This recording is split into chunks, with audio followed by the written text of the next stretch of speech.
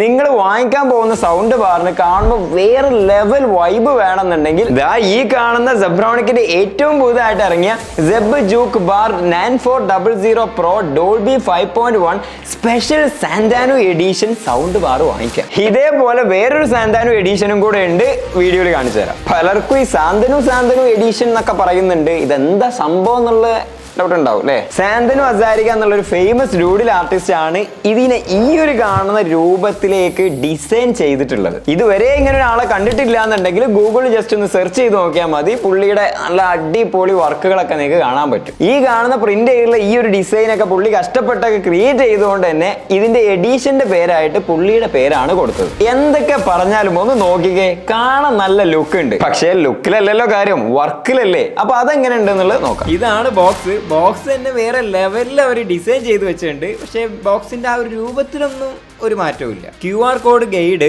വാള് mount ചെയ്യുന്ന screws, ഒരു HDMI cable, input cable, remote controller, dual satellite, sub woofer, sound bar, ഇതൊക്കെ ആയിരിക്കും നമ്മൾ വാങ്ങിക്കുമ്പോൾ ബോക്സിൽ കിട്ടും. ഇനി ഇതിന്റെ ഫിസിക്കൽ ഓർവ് നോക്കുകയാണെങ്കിൽ നല്ല ക്വാളിറ്റി ഉള്ള മെറ്റീരിയൽ ആണ് ഇതിന് യൂസ് ചെയ്തിരിക്കുന്നത്. പിന്നെ നമ്മൾ നോർമലി ഇതുവരെ കണ്ടിട്ടുള്ള സൗണ്ട് ബാറിന്റെ ആ ഒരു ഡിസൈൻ ഒക്കെ തന്നെയാണ് ഇതിനുള്ളത്. അതിലൊന്നും വലിയ മാറ്റമൊന്നും വരുന്നില്ല. എന്നാൽ ഇതിന്റെ മെയിൻ ഹൈലൈറ്റ് ഈ ടെക്നോളജി മിക്സ് ചെയ്തിട്ടുള്ള ഈ ഡൂഡിൽ പ്രിന്റ് തന്നെയാണ്. സൗണ്ട് ബാറിലും സബ് വൂഫറിലും സ്പീക്കേഴ്സിലും എല്ലാം നല്ല എടുത്ത് കാണിക്കുന്നുണ്ട്. ഇതുപോലുള്ള പ്രോഡക്റ്റിന്റെ സൈസ് പലരും ചോദിക്കാറുണ്ട്. ഈ സ്ക്രീനിൽ കാണിച്ചിരിക്കുന്നതാണ് ഇതിന്റെ കറക്റ്റ് സൈസ്. ഇതുവരെ നമ്മൾ പരിചയപ്പെടുത്തിയ എല്ലാം സൗണ്ട് ബാറിലാണ് എല്ലാ കൺട്രോൾസും കണ്ടിട്ടുള്ളത്. എന്നാൽ ഈ ഒരു മോഡലിന് ഫുൾ കൺട്രോൾ വരുന്നത് സബ് വൂഫറിലാണ്. സബ് വൂഫറിന്റെ ഫ്രണ്ടിൽ തന്നെ ഇതുപോലെ മെറ്റാലിക് മെഷ് ആണ് കൊടുത്തിട്ടുള്ളത്.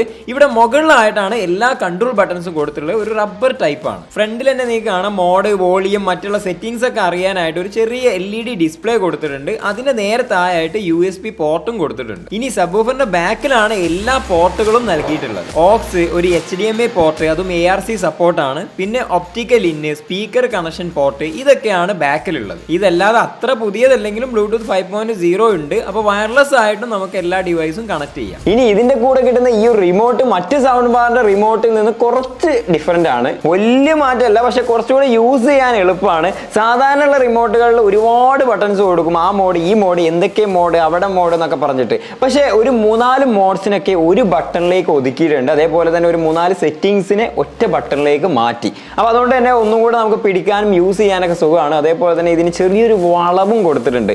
കയ്യിലൊക്കെ പിടിക്കുമ്പോൾ ഒരു വേറൊരു ഫീലും ഉണ്ട് ഈ റിമോട്ട്. മറ്റുള്ള സെറ്റിംഗ്സിന് പുറമെ മ്യൂസിക്, മൂവി, സ്പോർട്സ്, ന്യൂസ്, ഇങ്ങനെ 4 ഈക്വലൈസർ മോഡുകൾ ഈ ഒരു EQ ബട്ടൺ ഉപയോഗിച്ച് ചെയ്യാം. ഈ ഡിഫറെന്റ് കളറിൽ കൊടുത്തിരിക്കുന്ന ബട്ടൺ ഉപയോഗിച്ച് ബാസ്, ട്രബിള്, വോക്കൽസ് ഇതെല്ലാം അഡ്ജസ്റ്റ് ചെയ്യാനും പറ്റും. ഇനി സൗണ്ട് ക്വാളിറ്റിയുടെ കാര്യം പറയുകയാണെങ്കിൽ total 525 watts RSM output power ആണ് കമ്പനി പറയുന്നത്. അതിൽ തന്നെ 225 വാട്ട്സ് RSM ഔട്ട്പുട്ട് സൗണ്ട് ബാറിൽ നിന്നും 75 വാട്ട്സ് വെച്ച് ഈ 2 റിയർ സാറ്റലൈറ്റ്സിൽ നിന്നും 150 വാട്ട്സ് സബ് വൂഫറിൽ നിന്നും കിട്ടും. 6.5 ഇഞ്ച് ഡ്രൈവ് ആണ് സബ് വൂഫറിൽ നൽകിയിട്ടുള്ളത്.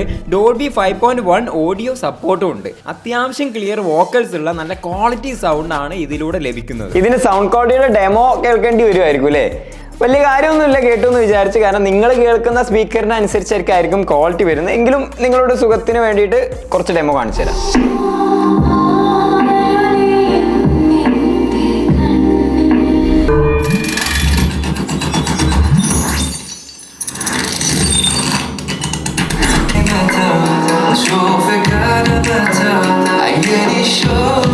ഇതിനോടൊപ്പം തന്നെ സെബ് ബ്ലേസ് RGB സാന്റാനോ എഡിഷൻ ഗെയിമിംഗ് മൗസ് പാഡും അവർ ഇറക്കിയിട്ടുണ്ട്.